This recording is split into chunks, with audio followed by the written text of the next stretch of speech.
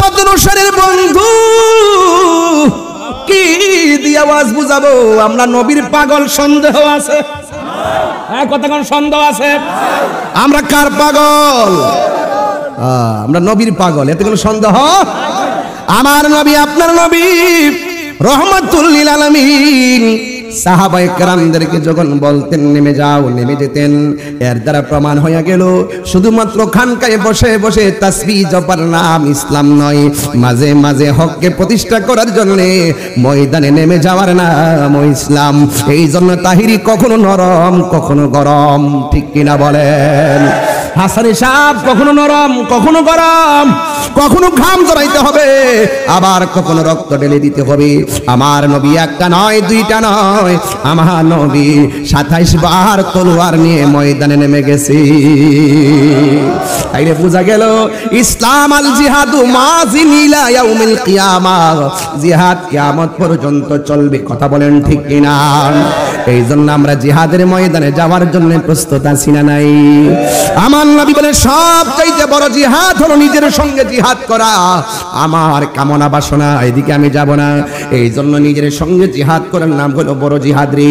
ও বন্ধু, কে কি হইছে ওই চিন্তাটা পরে করেন, আগে নিজে কি হতে পেরেছেন সেই চিন্তা করার দরকার আছে না নাই? মান আরাফা নাফসাহু ফাকাদ আরাফা রাব্বাহু, যে নিজের নিজে চিনতে পেরেছে সে আমার আল্লাহকেও চিনতে পেরেছে। এই জন্য আমার যুবক ভাইরা, আমার নবী, আপনার নবী এই রমজান মাসে সাহাবায়ে কেরামদেরকে ডাক দিয়া বলে, সাহাবীরা রে, ও সাহাবীরা, তোমরা তাড়াতাড়ি প্রস্তুত হয়ে যাও, আমাদের বিরুদ্ধে কাফেররা ময়দানে নেমে যাওয়ার জন্য উপক্রম হয়েছে। এবার সাহাবায়ে কেরাম বলে, ইয়া রাসূলুল্লাহ, ইয়া হাবিবাল্লাহ, প্রস্তুত আছি। এবার যখন সাহাবায়ে কেরাম প্রস্তুত হয়ে গেছে, ওই মুহূর্তে আমার নবী হলেন সেনাপতি, আমার নবী হলেন সেনাপতি, আমার নবী হলেন আমির, আমার নবী হলেন হুকুমদাতা। এবার নবীর হুকুম পাইয়া সাহাবায়ে কেরাম ঘরে বসে থাকে নাই, ঘরে বসে না তাইকা নবী হলেন আমার নবীজি যুদ্ধের ময়দানে যায়। এবার সাহাবায়ে কেরাম লাইন ধরে ধরে নবীর পিছনে যায়, আর কাফেররা যুদ্ধের ময়দানে তেল তুলমাইকা রেডি হইছে, নবীরে মারার জন্য তারা বেকুল হয়ে গেছে।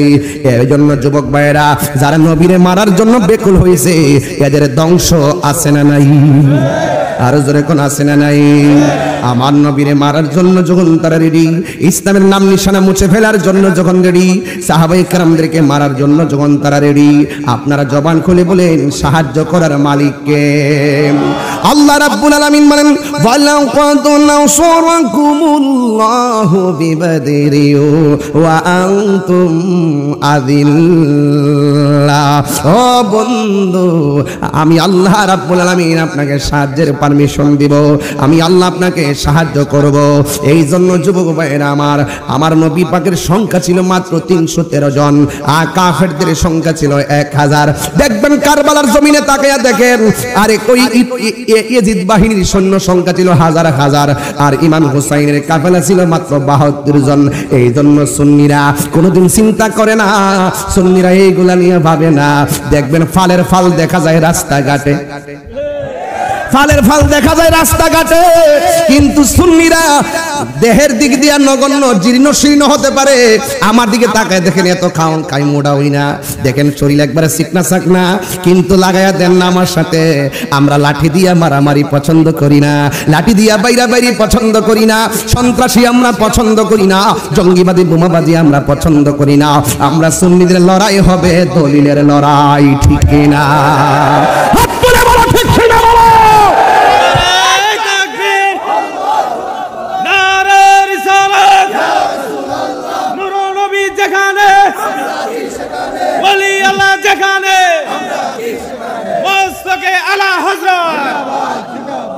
আমার যুবক ভাইরা, আপনাদের শরীরটা কি নরম?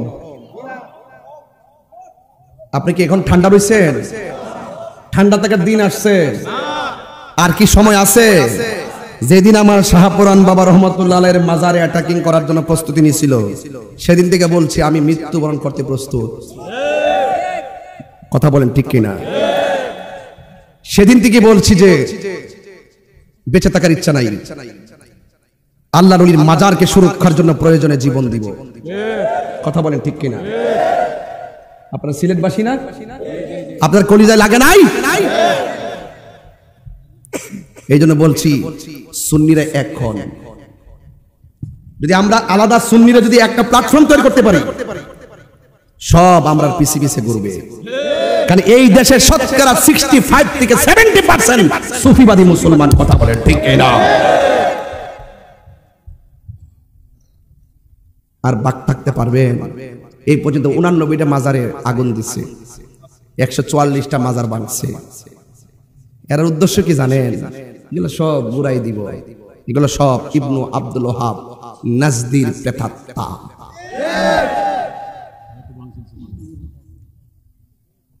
আমি বলছি, এদিনে বলছি যে ইট পাত্র ভাঙ্গা লাভ নাই। যে রোজাটা আছে ওই রোজাটা ভাঙলো।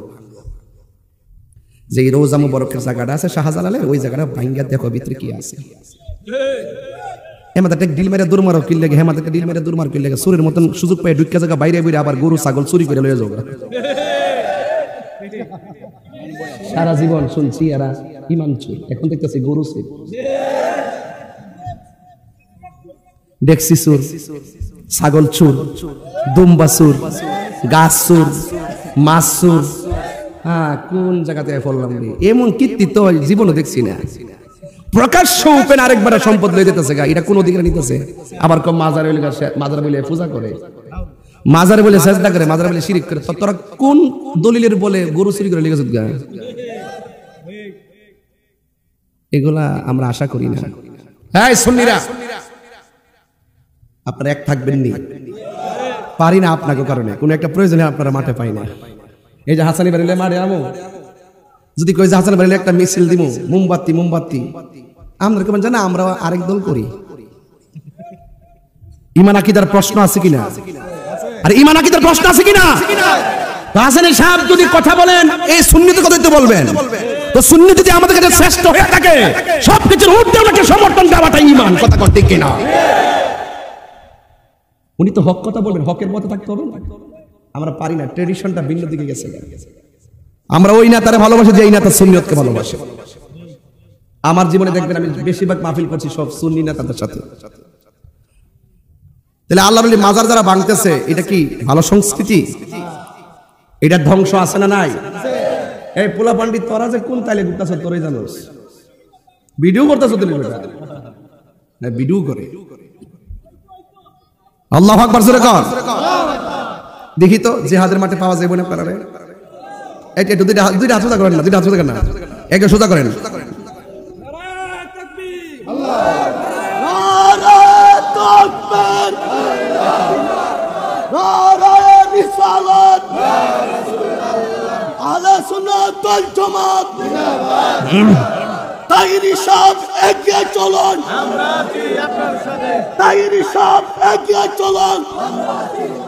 আমি মনে করছি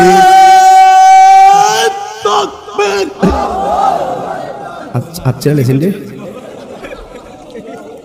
আমি মনে করছি রোজা বুঝি ধরছে। ওখান দিয়ে যে রোজার মধ্যে আরো কণ্ঠ বাড়ছে, এর মানে বোঝা যায় রোজা একটি আধ্যাত্মিক চিকিৎসার নাম। কথা কন ঠিক না বেটে? রোজা রাখলে কিন্তু ডায়াবেটিসের রোগীরা জিজ্ঞেস করবেন রোজা রাখলে কেমন লাগছে, কইব যে এত খাওয়ান খাইলাম 12 মাসের মধ্যে রমজান মাসে বেশি খাই ও শরীরটা সুস্থ লাগছে। কথা কন ঠিক না বেটি? তো রোজা শুধুমাত্র রোজা না, এটা একটা আধ্যাত্মিক চিকিৎসার নাম। কথা বলেন ঠিক না? হ্যাঁ, এই জন্য রোজাদারের মুখের দুর্গন্ধ আল্লাহর কাছে মেশকে আম্বরের চাইতে আর সুগন্ধ। এই রমজান মাসে যুদ্ধের দামামা বেজে গেল, এই রমজান মাসে যুদ্ধের দামামা বেজে গেল। আমার নবী হলো সেনাপতি, আমার নবী আপনার নবীর পিছনে 313 জন সাহাবী রওনা হয়ে গেছে। যুদ্ধ যখন শুরু হয়ে গেল, সাহাবায়ে কেরাম জিজ্ঞাসা করে, ইয়া রাসূলুল্লাহ, ইয়া হাবিবাল্লাহ, নবী গো, আমরা যেই জায়গায় দাঁড়িয়েছি, কাফেররা যেই জায়গার মধ্যে দাঁড়িয়েছেন, আমি আমার আম্মাকে নিয়ে সেই মাঠটা দেখে আসছি। আলহামদুলিল্লাহ, আমি আমার আম্মাকে নিয়ে সেই মাঠে গিয়েছি। ওই মাঠের মধ্যে গিয়ে মাঠটা দেখেছি, এমন একটা জায়গা দেখেছি যেই জায়গার মধ্যে 14 জন সাহাবী যে শহীদ হয়েছেন তালিকা দেখা যায়। আর এমন একটা বালুর মাঠ দেখেছি, যেই বালুর মাঠে আমার আল্লাহ আসমান থেকে ফেরেশতা নামাইয়া মুসলমানদের পক্ষের সৈনিক বানিয়ে দিছি। আল্লাহ সাহায্য এখনো আছে না নাই? ডাকার মতো ডাকলে ইনশাল্লাহ পাওয়া যাবে, কথা বলেন ঠিক কিনা? এরপরে আমার নবী ডাক দিয়ে বলে, সাহাবীরা কোনো অসুবিধা আছে কিনা? সাহাবায়ে কেরাম ডাক দিয়ে বলে, ইয়া রাসূলুল্লাহ, নবী গো, কাফেররা যেখানে দাঁড়াইছেন তাদের পিছন দিক দিয়ে সূর্য উঠেছে, আর আমরা যেই জায়গার মধ্যে দাঁড়াইলাম ওই জায়গার মধ্যে সূর্যটা আমাদের চোখের বরাবর উঠেছে। ওরা যখন আমাদেরকে পাথর দেয় আমরা সূর্যের আলোর কারণে দেখি না, ওরা যখন আমাদেরকে তীর মারে সূর্যের আলোর কারণে আমরা দেখি না। সাহাবায়ে কেরাম বলে, আমরা নবীর কাছে সমস্যাটা জানাইতে দেরি, আমার নবী দুইটা হাত আমার আল্লাহর কাছে বাড়ায় দিলেন। আমার নবী হাতটা মুবারকটা বাড়াইতে দেরি রে ও পতনসারের বাবা। সাহাবায়ে কেরাম বলেন, আমার আল্লাহ ওই সূর্যের মুখে মেঘমালা দিয়া ছায়া দিয়ে দিছি। আর বড় করে বলেন না সুবহানাল্লাহ। এরপরে সাহাবায়ে কেরাম তে কইল রোজা, এবার চোখের মধ্যে ছায়া লাগলো, আর এই দিক দিয়া সাহাবীরা যুদ্ধ শুরু করলো। কিন্তু সাহাবীরা দেখতেছেন একের পর এক সাহাবীরা শহীদ হয়ে যাইতেছেন। আমার নবী ডাক দিয়ে কয়, সাহাবীরা কি হালচাল? সাহাবায়ে কেরাম ডাক দিয়ে, ইয়া রাসূলুল্লাহ, মেঘমালা দিয়ে ছায়া হয়েছে বটে, কিন্তু কাফেররা যে জায়গার মধ্যে দাঁড়াইছে ওই জায়গাটা হলো শক্ত মাটি, আর আমরা যে জায়গার মধ্যে দাঁড়াইলাম এই জায়গাটা হলো বালু মাটি। এই জন্য বালুর মধ্যে যখন আমরা ঘোড়া নিয়ে দূর দেই তখন ধুলাবালিগুলা যখন উঠে আমাদের এই জায়গাটা অন্ধকার হয়ে যায়, আর ওরা উপর থেকে আমাদেরকে যেইভাবে তীর মারে ওই তীর এসে আমাদের গায়ের মধ্যে লেগে যায়। এই জন্য আমরা ধুলাবালির কারণে আমরা তীর দেখি না, ধুলাবালির কারণে পাথর দেখি না। এই কথা বলার পর আমার নবী, আপনার নবী দুইটা হাত আল্লাহর কাছে, হাত মুবারক আল্লাহর কাছে বাড়ায়, আল্লাহ ধুলাবালির কারণে সাহাবীরা যেমনে শহীদ হয়ে যাইতেছে, এরা যদি এমন ভাবে শহীদ হয়ে যায় গো আল্লাহ, হকের পতাকা আকাশে উড়াইব কে? আমার বন্ধুরি, এবার আমার নবী, আপনার নবী রাহমাতুল লিল আলামিন যখন দুইটা হাত মুবারক আল্লাহর কাছে বাড়ায় দিলেন, সাহাবায়ে কেরাম বলেন, আমার নবী হাত মুবারক বাড়াইতে দেরি, সাথে সাথে আমার আল্লাহ আসমান থেকে মুষলধারে বৃষ্টি নামায় দিছে। আমাদের যেই জায়গাটা ধুলাবালির জায়গা ছিল ওই জায়গাটাকে আমার আল্লাহ শক্ত করে দিলেন বৃষ্টি দিয়া, আর কাফেররা যেই জায়গার মধ্যে দাঁড়াইছে এই শক্ত জায়গাটা আমার আল্লাহ পিছলা বানায় দিছে। ওরা ঘোড়া নিয়েও দাঁড়াইতে পারে না, পাহাড় নিয়েও দাঁড়াইতে পারে না। আমাদের জন্য আমার আল্লাহ অনেক সহজ করে দিয়েছে। আপনারা জবান খুলে বলেন, সহজ জায়গাটা কঠিন বানাইছে কে? আর কঠিন জায়গাটা সহজ বানাইছে কে? এই জন্যই তো আমার আল্লাহ বলেন, ওয়া মাকারু ওয়া মাকারুল্লাহ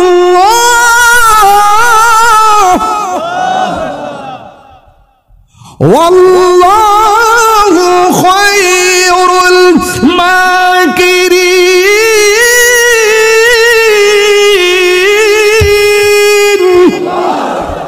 আল্লাহু আকবার বলেন। আপনি যত কৌশল করেন না কেন, সব কৌশলের জবাব দেওয়ার জন্য প্রস্তুত রয়েছেন কে? আপনি যত চালাকি করুন না কেন, সব চালাকির জবাব দেওয়ার জন্য আল্লাহ অপেক্ষা করছেন। আল্লাহ ছাড় দিয়েছেন, মনে করবেন না যে আল্লাহ ছেড়ে দিবেন। কাগজে কলমে লিখে রাখেন, যেদিন থেকে এক শ্রেণীর উগ্রবাদীরা আল্লাহ ওলির মাজারে আক্রমণ করেছে, আমি সেদিন বলেছি তোদের গজব অপেক্ষা করতেছে। কথা বলেন ঠিক কিনা?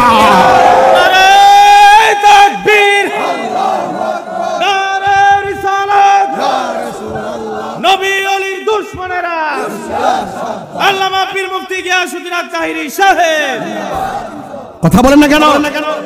শক্ত জায়গা নরম পিছলা বানায় দিছে কে? ইন্নাহু হুয়া ইউবদি ওয়া ইউঈদ, he is the forgiving and loving. আল্লাহ প্রেমময়, আল্লাহ ক্ষমাশীল। আল্লাহ ছাড় দিয়েছেন, মনে করো না ছেড়ে দিবেন। আরে তুমি যে রোজা না রাখতে ইফতার করতে বসছো, এই যে বোতল আছে, এই পানির বোতলটা যখন আপনার হাতে নেবেন, আরে আপনি যখন রোজা না থাইকা পাবলিককে ধোঁকা দিয়ে যায় ইফতার পার্টিতে বসে আপনি পানিটা পান করতেছেন, ইচ্ছা করলে কিন্তু পানিটা দিয়ে ভান লাগায় আপনাকে আল্লাহ মেরে ফেলতে পারতেন। Right right. রাতের বেলা যে আপনি খেতে বসলেন, এদিকে তাকান প্লিজ, নট লাফ, এদিকে তাকান।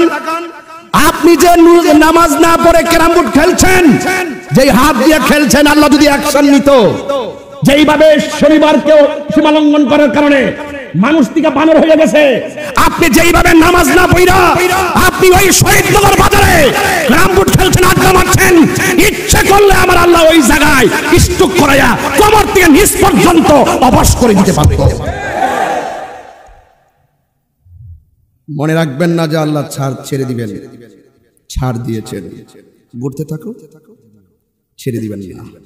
যারা যারা পরিমাণ হিসাব নিবে, একজন হিসাব নিবে, তিনি কে? আরে বাবা, এই যে মিল ফ্যাক্টরি আছে আপনার এলাকায়, 30 দিনের ভিতরে 4 দিন তো শুক্রবার, শনিবার যদি বন্ধ থেকে 8 দিন শেষ আছে 22 দিন। 22 দিনের ভিতরে যদি আপনি 12 দিন ডিউটিতে না যান, আপনার কি বেতন দিবে? দিবে? ইমার্জেন্সি কারণে না গেলে ইমার্জেন্সি বিবেচনা হবে। আল্লাহ বলছে তো ইমার্জেন্সি যদি হয় তুই দাঁড়ায়া পড়তে না পারলে বইসা পড়, বইসা না পারলে শুয়ে পড়, শুয়ে না পারলে ইশারাই পড়। তুই সুস্থ থেকে ছাইরা দিছস। ইন্না বাতশা রাব্বিকা লাশাদীদ। তুই জানোস না আমি কত শক্ত, আমি যেমন কাহার, খুব কাহার। যুবক আপনাকে বলছি, বয়স কত আপনার? কত? 75। 50 বছরের মতো। আল্লাহ আরো হায়াত দারাজ করুক, আমিন। মাশাআল্লাহ, প্রায় 69, আরো বেশি হবে না, একটু কমাই গেছে আর কি। হ্যাঁ, একটু কমাই গেছে। আচ্ছা, আপনার কি কষ্ট হইতেছে নাকি আওয়াজ? আমি একটু এই অঞ্চলে এত বেশি আসছি, আমি জাবেদ ভাই আর আদব ভাই, এই এলাকায় আমি এত বেশি আসছি এই অঞ্চলে যে আস্তে আস্তে মনে হয়েছে যে আমরা একটা এলাকার মানুষ। এই এলাকা যতবার আসছি বলতে পারবেন কোনদিন আপনারা কষ্ট দিছি? এই যে খেদমত করতেছি, খেদমতের কোনো কারচুপি করি? জান প্রাণ দিয়ে খেদমত করি। এই যে এত তুফান আমার ব্যাপারে আপনারা জানেন না সবকিছু। আমি কি দুম দিছি? আমি বলছি আমার হাতের কবজার দাম আছে। এই হাত দিয়ে নবীর প্রেমের লেখা লেখে, এই হাত দিয়ে নবীর বিরুদ্ধে কথা লেখে না। এজন্য এই হাতের মধ্যে হ্যান্ডকাপ লাগাতে, হাত করা পরাতে 1 কোটিবার চিন্তা করতে হবে। কথা বলেন ঠিক না বেঠিক? প্রয়োজনে হুসাইনের মতন জীবন দিয়ে দিব, কিন্তু ঈমান দিব না। কথা বলেন না কেন? আমি বলছি 22 দিনের মধ্যে 12 দিন না গেলে বেতন দিব। অসুস্থ হলে বিবেচনা। তো আল্লাহ তো আপনার অসুস্থ সময় বিবেচনা করছেন। তো আপনি যে ইজিলি সুস্থ হইয়া, এই যে বেচারাই বললো 80 বছর, একটু গোপন করছে আমার থেকে, পরে আমি বলছি যে 50 বছরের মতো। আও এরা তো নেক কাজ করছে বেশি, মোবাইল টোবাইল টিপছে না। তোরা যে ফুলাফান সবই তো বলি, যদি বলি যে একটু 5 মিনিট হাত তুইলা রাখো, একটু ফের কোন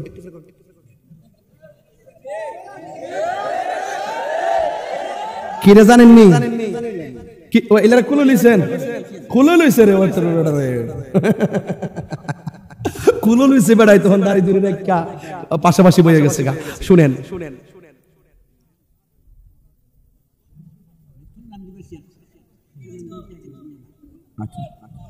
হাত তোলেন। যদি বলি 10 মিনিট রাখেন করবেন, নামান নামান নামান নামান নামান নামান নামান। এই যে কি রে জানেননি, ওই মোবাইল টিভি, পোল্ট্রি মুরগি, ফরমালিন, হাড্ডির জোড়া যারা সব শেষ। দেখেন আমি ওনারা কি কি কি কি কেন বয়সটা জিজ্ঞাসি, হাসানি ভাই এটা ভাঙ্গা দেওয়া যায়। বয়সটা জিজ্ঞাসি এই জন্য, ওনার বয়স হলো 70, ধরেন না 70টা ধরছি, রাগ করে নো 80 ধরতাম। আচ্ছা 80-র মধ্যে মনে করেন শেষ যে 60-এর পরে যে বয়সটা, এটা কি 30 আর 32 বছর সময় যেইভাবে দৌড়াদৌড়ি করছে, যে জায়গা গেছে, ওই টাইমটাতে যাওয়ার সুযোগ পাইছে, শক্তি পাইছে। এই টাইমে বয়স্ক মানুষগুলো শিশুর মতন, এদের গুনাহও কম। গুনাহ আচ্ছা, ওনার বয়সে যে প্রথম যে 10 বছর ছোট ছিল, এই টাইমে কি গুনাহ সুযোগ পাইছে? তো সামনে না জ্বর ছিল। আল্লাহ আল্লাহ আল্লাহ সেবা করে।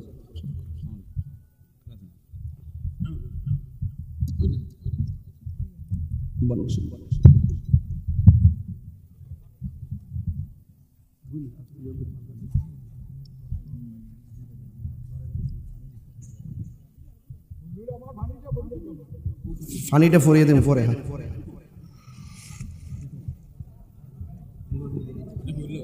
আচ্ছা জিকির হইতো ইনশাআল্লাহ। এই ফুলা ফান্ডের কারণে আমার কত দিকটা যেমন লাগে, শুধু এর মনটা ঠিক রাখবার লাগে। একটা গজল গাইতাম নি, গজল। নারে তাকবীর। এই কোনটা আওয়াজ কম হয়েছে। নারায়ে তাকবীর, নারায়ে রিসালাত, আহলুস সুন্নাত ওয়াল জামাত, কোরআন সুন্নাহর আলো। তুমি কে আমি কে, নীরব না বিপ্লব, নীরব না বিপ্লব। নাম বাইর করছি আবিষ্কার তাহিরি। কালকে ও চিটাগাং হালি সরজায় হাসানি ভাই, হালি সরজায় এক ফতোয়া দিছি, আগে যারা নবীর সঙ্গে বিয়াদবি করবে এদেরকে সালাম দেওয়া যাবে না, এদের কাছে মায়া বিয়া দেওয়া যেত না, এদের সাথে আত্মীয়তা করা যেত না। ফতোয়া তাহিরি পরে বেড়াইতে সব হাঁটা শুরু করেছে। এই নবীর প্রেমিকদের সঙ্গে থাকলে লাভ আছে না নাই? আর আছে না নাই?